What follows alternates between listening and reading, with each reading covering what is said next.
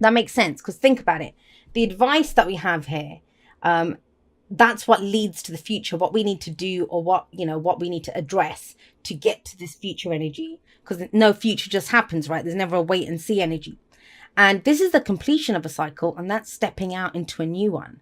And we have beginning energy coming in, but it feels like we're wrapping up something here. So we have the King of Cups coming up as your underlying energy. And it's kind of strange because I think and I shuffle the cards like crazy in between. I clear them. I do all sorts of stuff to them in between videos, just to remove the energy or the influence of whatever the sign was before. But everyone's been getting a lot of cups. So we have the King of Cups here. So Pisces, Cancer, Scorpio energy. This is your energy. And I always say that when a court card comes up as an underlying energy, I read it as the energy of the person that I'm reading for, the people that I'm reading for here. But it is a general reading. So I trust that you will know whether it's your story or whether it's to deepen your understanding of another story that's coming in, right? If someone's central to your story. So what's the King of Cups like? Well, he's a king. So he has mastery over his suit. He has mastery over his emotions. What does that mean? It means he knows exactly how he feels. He is very, that emotional intelligence. He has it. But what does that mean? It means he's not controlled by his emotions. And so when the King of Cups, when he feels something, he doesn't always say how he feels. He will contemplate. He's going to sit with it. He's going to know, okay, well, I feel like this. What am I going to do with this? So we have that King of Cups coming up.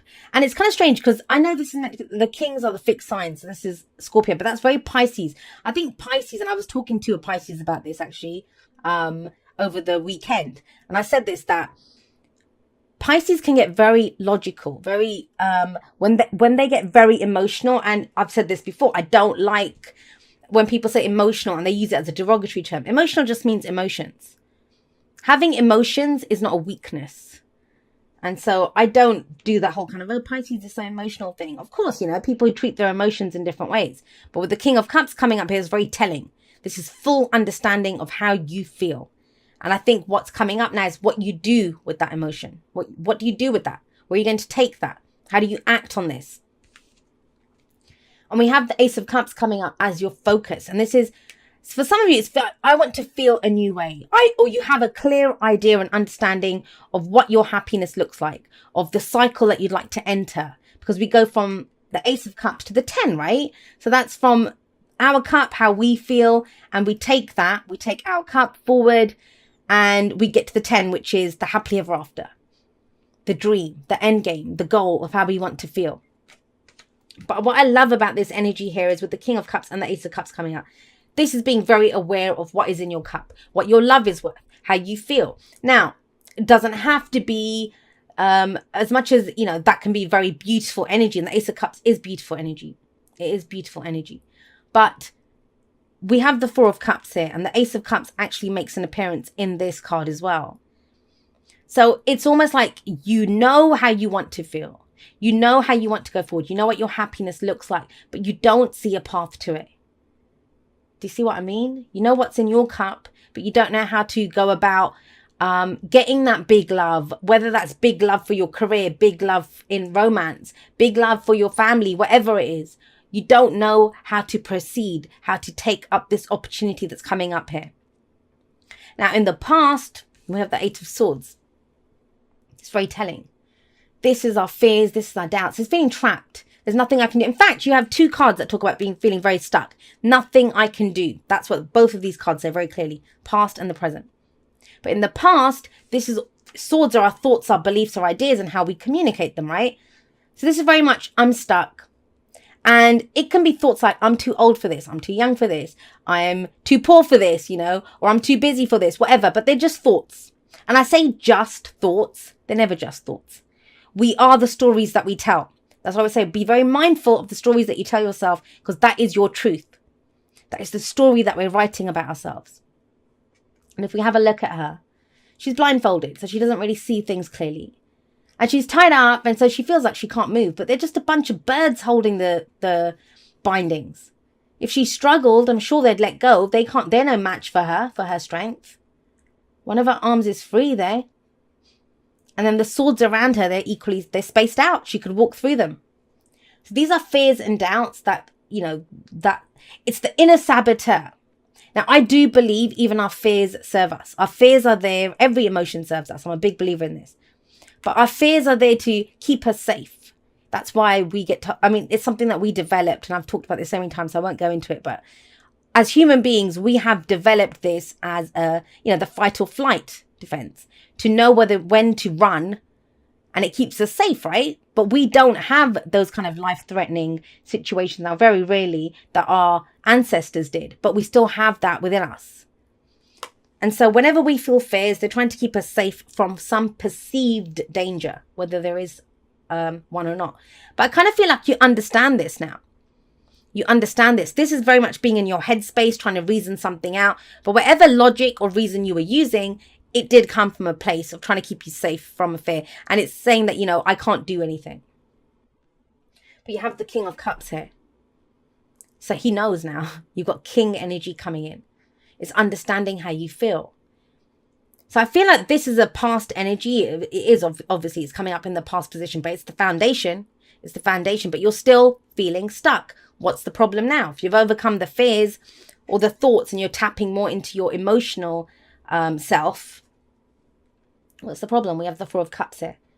This is stuck. This is feeling stuck. Now think about it. This person always rejects. And usually the person is sitting there staring at 3 cups, looking very nonplussed. She doesn't look that thrilled either. She doesn't want those 3 cups. She's turned her back on them, which is great. They don't serve her. And I would always tell everyone that. The options that you're considering in the 4 of Cups, they don't do anything for you. It's like trying to make a square peg fit in a round hole. That's what I always say. Why would you do that to yourself? You deserve more, right? You want the Ace of Cups. You want that magical cup, and yet you don't see it. Look at her, the way she's looking down at the pond.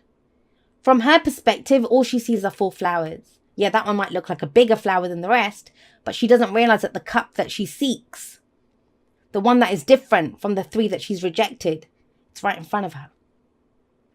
So a change in perspective is needed here. If she stood up, if she went to the side a little bit, she'd see that, oh my God, there's a cup. The cup that I seek is right there in front of me.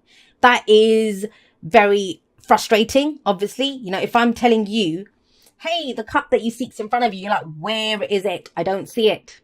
I don't see it. In a way, first you didn't allow yourself to see it. Now, I'm not saying this is someone handing you a cup. When I talk about aces, I always say that's your cup. So it's almost as if this kept you safe from understanding how you felt. Now you know how you feel. So now you know how you feel, you know how to recognize that cup. That's what's kind of coming in now. And that's what the main energy of this week is.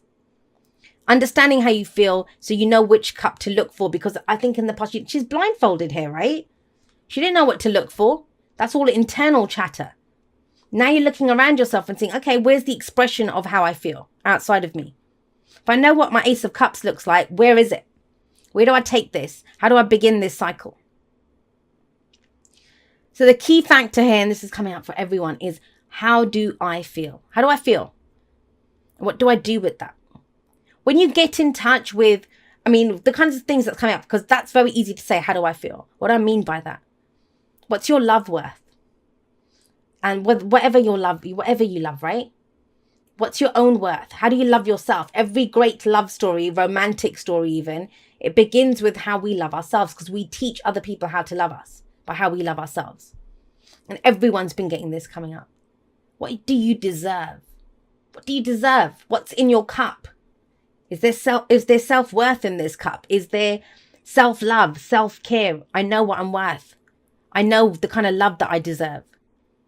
I know the kind of happiness and fulfillment I deserve from my work, from my family, from my friends, from my lovers.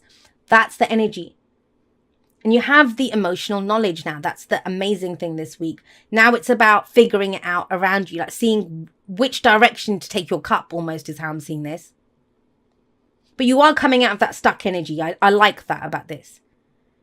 Now, once you figure out how you feel, once you figure out what's in your cup, this new cycle, and I believe, with the Ace of Swords, we always say there's a new truth, victory through clarity and the truth with the Ace of Swords. We have a new truth, a new perspective that's kind of freeing us, and we can go forward now, stepping into a new cycle. It's the same for you, but at an emotional level.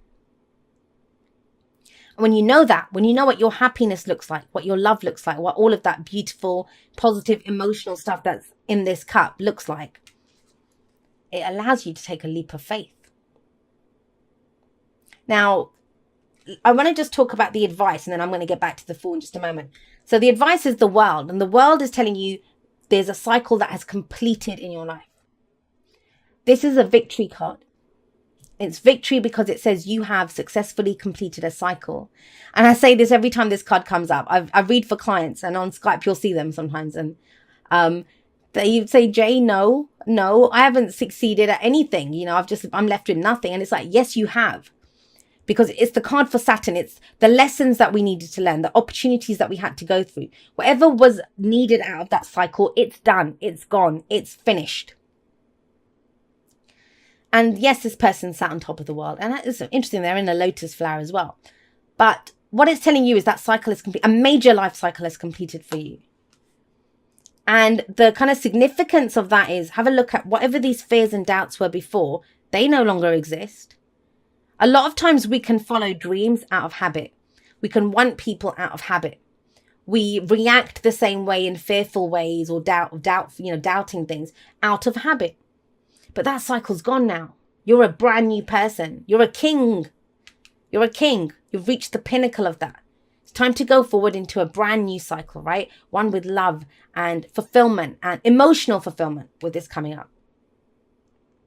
So with the world, it's transitional. And I feel like you've been going through this a while. So if you've been feeling stuck, it's because you're kind of stepping out of one world and you're getting ready to step into a new world.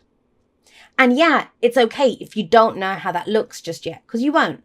You're still wrapping things up. There's still things concluding, ending, but energetically, that cycle is done. It would be great if the world, that energy ended tonight and we began something new tomorrow, but it very rarely goes like that. I've known people, and one of the most recent conversations I had, someone had been stuck in this energy for 3 years.